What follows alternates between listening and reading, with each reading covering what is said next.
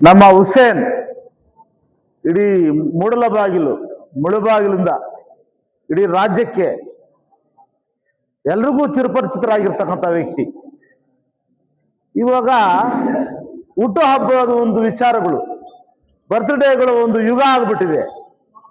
ಆದರೆ ಬರ್ತ್ಡೇಗಳು ಮಾಡಿಕೊಳ್ಳತಕ್ಕಂಥ ವ್ಯಕ್ತಿಗಳು ಈ ಸಮಾಜದಲ್ಲಿ ಹೆಂಗೆ ನಿರ್ಮಾಣ ಆಗ್ತಾ ಇದ್ದಾರೆ, ಸಮಾಜಕ್ಕೆ ಅವ್ರ ಕೊಡುಗೆ ಏನು, ಸ್ವಂತಕ್ಕೆ ಸ್ವಲ್ಪ ಸಮಾಜಕ್ಕೆ ಸರ್ವಸ್ವ. ಇಲ್ಲಿ ಸಮಾಜದ ಒಂದು ಗುರಿ ಇಟ್ಟುಕೊಂಡು ಮಾಡತಕ್ಕಂಥ ಕಾರ್ಯಕ್ರಮಗಳೇ ಇಲ್ಲಿ ಮುಖ್ಯ. ಅಂತ ವ್ಯಕ್ತಿಗಳನ್ನ ಇಂಥ ಸಹಸ್ರ ಸಂಖ್ಯೆಯಲ್ಲಿ ಇವತ್ತು ನೂರಾರು ಜನ ಆತನ ಬಂಧು ಬಳಗ ಅಭಿಮಾನಿಗಳೆಲ್ಲರೂ ಕೂಡ ಬಂದು ಆತನ ಹುಟ್ಟುಹಬ್ಬ ಆಚರಣೆ ಮಾಡಬೇಕು, ಅದು ಯಾವ ರೀತಿ ಮಾಡಬೇಕು ಅನ್ನೋದ್ರ ಬಗ್ಗೆ ಇವತ್ತು ಮೀಡಿಯಾ ಮುಂದೆ ಮಾತಾಡ್ತಕ್ಕಂಥದ್ದಿದೆ. ಯಾಕಂತ ಹೇಳಿದ್ರೆ ಹುಸೇನು ಈ ಒಂದು ತಾಲೂಕಿನಲ್ಲಿ, ಈ ಭಾಗದಲ್ಲಿ ಕನ್ನಡ ಕಾರ್ಯಕ್ರಮಗಳಾಗಲಿ, ಅನೇಕ ಜನಪರ ಕಾರ್ಯಕ್ರಮಗಳಾಗಲಿ, ಆಸ್ಪತ್ರೆಯಲ್ಲಿರ್ತಕ್ಕಂಥ ಬಡಬಗ್ಗರ ಜನರಿಗಾಗಲಿ ತಮ್ಮ ಸೇವೆಯನ್ನು ಸಂಪೂರ್ಣವಾಗಿ ಸಮರ್ಪಣೆ ಮಾಡ್ಕೊಂತಾರೆ. ಪೂರ್ಣ ತ್ಯಾಗವೇ ಪರಮಾದರ್ಶ, ಅಲ್ಲಿ ನಾನು ಎಂಬುದೇ ಇಲ್ಲ, ಎಲ್ಲವೂ ನೀನೇ. ಏನು ಸ್ವಂತ, ಏನು ವಿಶೇಷವಾಗಿ ಏನು ಏನು ಈ ಶರೀರ ಇದೆ ಪರೋಪಕಾರಕ್ಕಾಗಿ ಇರ್ತಕ್ಕಂಥದ್ದು ಅನ್ನೋದು ಇವತ್ತು ನಾವು ತಿಳಿಬೇಕು. ಪರೋಪಕಾರಾಯ ಫಲಂತಿ ವೃಕ್ಷ, ಪರೋಪಕಾರಾಯ ದಿಗಂತಿ ದಾವಹ, ಪರೋಪಕಾರಾರ್ಥಂ ಇದಂ ಶರೀರಂ. ಈ ಶರೀರ ಇರೋದು ಪರೋಪಕಾರಕ್ಕಾಗಿ.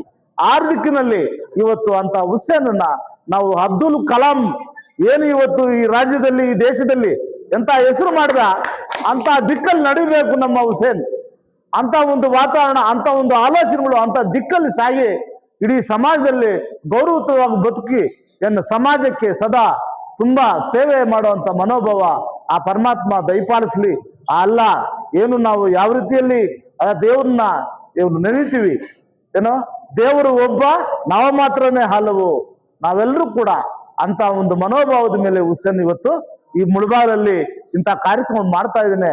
ಮುಂದಿನ ದಿನಗಳಲ್ಲಿ ಕೂಡ ಅದನ್ನ ಕಾಪಾಡಿಕೊಂಡು ಇಡೀ ರಾಜ್ಯಕ್ಕೆ ಪಸರಿಸಲಿ, ಒಳ್ಳೆ ಸ್ಥಾನಮಾನ ಸಿಗಲಿ ಅಂತೇಳಿ ನಮ್ಮ ಅನೇಕ ಬಂಧು ಮಿತ್ರರು ಇವತ್ತು ಈ ಕಾರ್ಯಕ್ರಮ ಪಾಲ್ಗೊಂಡು 25ನೇ ತಾರೀಕು ಅವರ ಹುಟ್ಟುಹಬ್ಬವನ್ನ ತುಂಬಾ ವೈಭವವಾಗಿ ವಿಜೃಂಭಣೆಯಿಂದ ವಿಶೇಷವಾಗಿ ಇಡೀ ಸಮಾಜಕ್ಕೆ ಒಂದು ಮಾದರಿಯಾಗಿ ಯಾರಾದ್ರೂ ಹುಟ್ಟುಹಬ್ಬ ಮಾಡ್ಕೊಳ್ತಾರೆ ಅಂತ ಹೇಳಿದ್ರೆ ಅಂತ ವ್ಯಕ್ತಿ ಆ ಸಮಾಜಕ್ಕೆ ಏನು ಮಾಡಿದ್ದಾನೆ ಅನ್ನೋದು ಹೊರಬರಬೇಕು.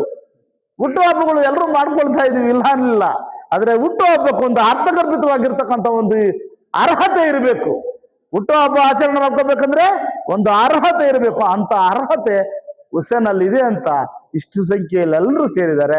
ಈ ಸಂದರ್ಭದಲ್ಲಿ ಆ ಪರಮಾತ್ಮನ ಆಶೀರ್ವಾದ ಮೇಲೆ ಇರ್ಲಿ ಅಂತೇಳಿ ಇವತ್ತು ನನ್ನ ಕರೆಸಿ 4 ಮಾತು ಮಾತಾಡೋಕ್ಕೆ ಅವಕಾಶ ಕೊಟ್ಟಿದ್ದಕ್ಕೆ ನಿಮ್ಮೆಲ್ಲರೂ ಕೂಡ ವಂದಿಸ್ತೀನಿ. ಜೈ ಭಾರತ್ ಮಾತೆ, ಜೈ ಕನ್ನಡಾಂಬೆ.